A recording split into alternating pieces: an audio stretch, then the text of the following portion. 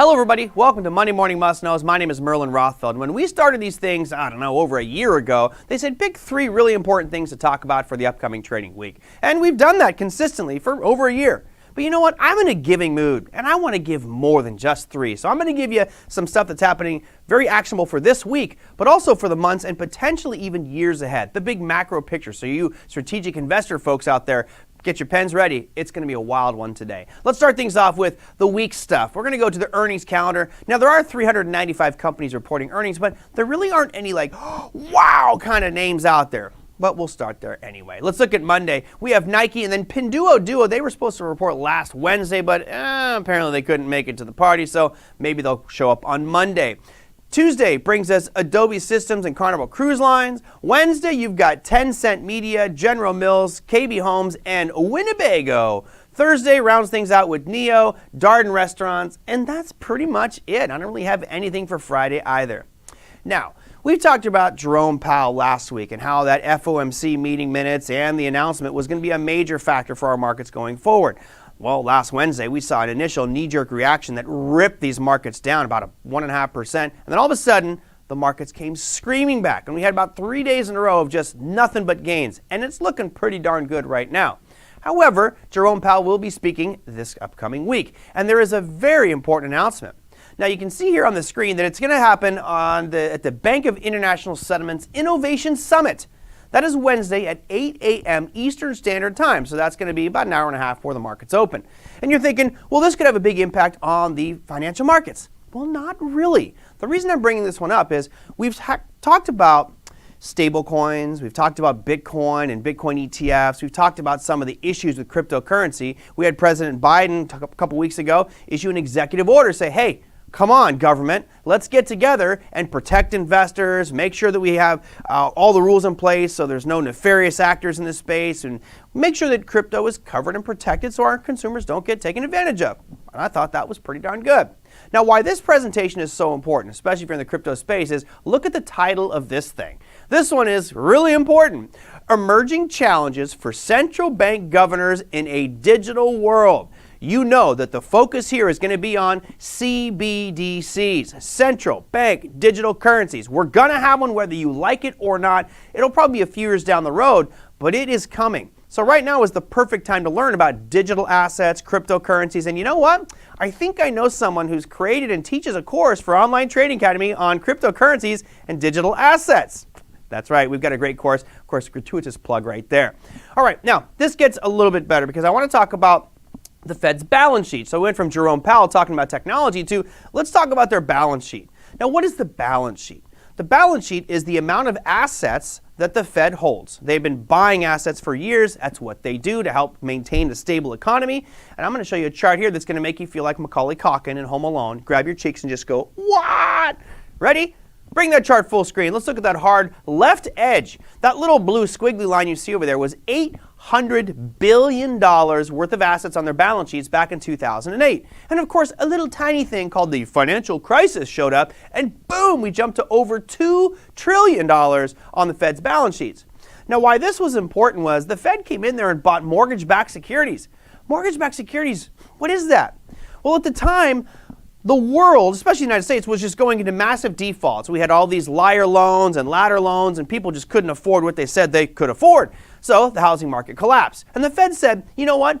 Bundle all of this trash, bundle the junk that nobody wants to buy into packages, and we'll buy it. We'll buy those mortgage-backed securities.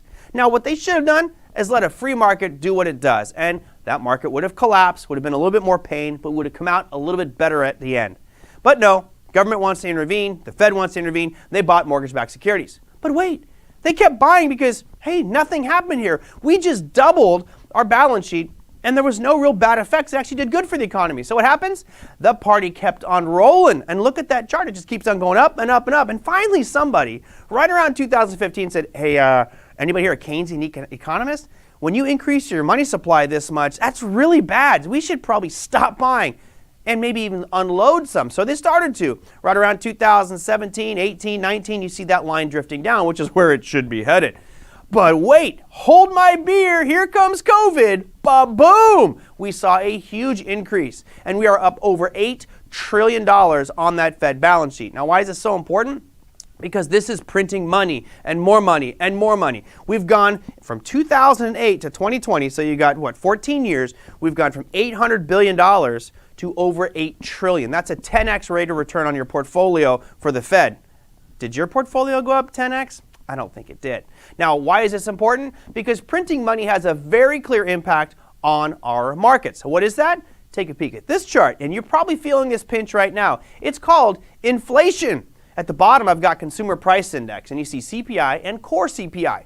The blue line represents Consumer Price Index, which is what you and I pay for a specific basket of goods and services. The core CPI takes out food and energy. And let's be honest, nobody here is living without food and energy, so it's kind of a stupid point to include that red line. Anyway, I think you can see the parallel here where we have a massive increase in the Fed's balance sheet starting around 2020, and all of a sudden inflation has skyrocketed. We're sitting right now at about 7.9% on inflation. Now that is a pretty important thing to be thinking about going forward, because inflation doesn't appear to be slowing down, and given all that's going on with Russia, Ukraine, commodities, oil, we could see much higher inflation going forward, so buckle up, it's going to be a wild ride. But wait, there's more. Let's talk about the 10-year bond. The Fed also has said at that meeting last Wednesday that they are going to start to unwind their balance sheet, and he made specific reference to at an upcoming meeting. The next FOMC meeting will be on the 4th of May, just a few weeks away, I'll call it a month and a half away. Now, why is this important? Because at this point, the Fed has trillions of dollars of bonds and treasuries and mortgage-backed securities on their balance sheet. They've been propping up a market. Now, here's how bonds work.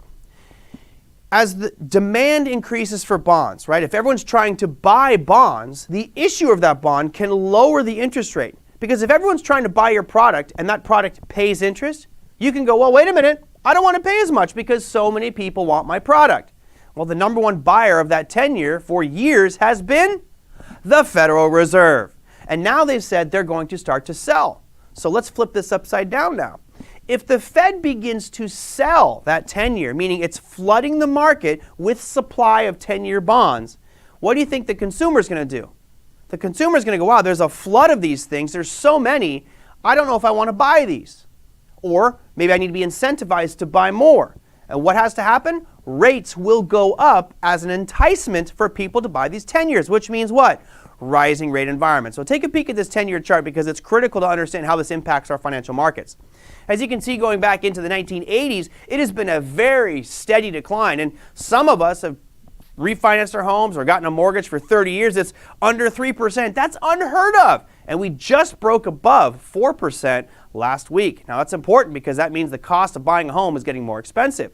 Now let's focus on the hard right edge here. This little uptick that you see, it doesn't mean that this trend is broken. It's still in a massive downtrend since the 80s. But when we zoom in here, you can see it's been looking pretty good for about a year and a half. It's making higher lows and looking pretty clean moving forward. So this trend has already been established, and the Fed hasn't even started selling bonds yet. This is a clear indication that the market is pricing and anticipating rising yields in bonds. So keep your eye on this one going forward because this could have a massive impact on housing markets and the economy. But wait, there's more. Let's talk about the dollar. A lot of people looking at the dollar going, well, you know, the dollar is not a safe place to be during inflationary environments. That's what we hear from everybody. Let me ask you a very simple question. If you have an asset, well, let's say you have inflation at 8%. I'm rounding up 0.1% here, but let's say you have inflation at 8%. But I'm involved in some investment or holding something that's gaining, let's say, 10%. Is that a bad thing to be holding? No, because I'm beating inflation by 2%. And here's the interesting part of this. Most people feel the dollar is going to collapse, but let's look at the factors here. The factors are pointing to the dollar rallying much higher from current levels. Now, what are those variables? Well, number one is we have the Fed with over $8 trillion on their balance sheet. Where did they get that money? They literally created a digital entry on the computer and said, we need how much to buy these bonds? Another $80 billion this month? Boom, put it down. It's like a marker in Vegas, right? You got somebody who's got a ledger and they're just keeping, how much you owe us? Okay, this. How much you owe us? Okay, okay. And they have an $8 trillion ledger right now of what they owe. So as they start to unwind that balance sheet, meaning selling those assets that they've accumulated over the years, when they sell those bonds in the market, let's say they sell $20 billion a month, that $20 billion a month doesn't go back to buy something else and help the economy. It gets removed from supply, So our money supply is going to start to drop, meaning fewer dollars in circulation as they retire those bonds and put the money back where they borrowed it from. So you now have a shrinking amount of supply of US dollars, and that's one tactic that the Fed can do to help slow inflation, is to remove money supply and curb spending. But what does that do for the value of the dollar? It should, in theory, push it up even more. And you can see on the hard red edge here, we've got this nice little pop over the past couple of months. So we really have to pay attention to the dollar index and to that 10-year going forward, because it could have a massive impact on our overall markets and, of course, our portfolios. Now, last week we talked about the forecasts, the expectations of what's going to happen with regards to rate increases for this year. And as of last Friday, it was a 34% chance, actually, let me take that back, as of Wednesday, before the Fed announcement last week, it was a 34% chance that we were going to see 7 rate increases by December's Fed meeting and put us at about 2% on our interest rates. After the Fed announcement last Wednesday, it spiked even higher. There are now pricing in our December meeting 8 rate increases and a 43% chance that we'll be at 2.25% in December. That is a sign that the brakes are being put on the economy, and it does not mean that we're going to crash immediately. It doesn't mean things are going to stop. It means it's going to start to slow down the machine. So as time progresses, and we'll talk about it here and our classes at Online Trading Academy, we'll be making very clear observations of what is going to be happening or what we feel could be happening based off of this type of data. The dollar index, the equity index markets, we're looking at bond markets, and this giant machine and seeing how it starts to slow down going forward. That, my friends, is a very long Monday Morning Must-Knows. We'll see you next week.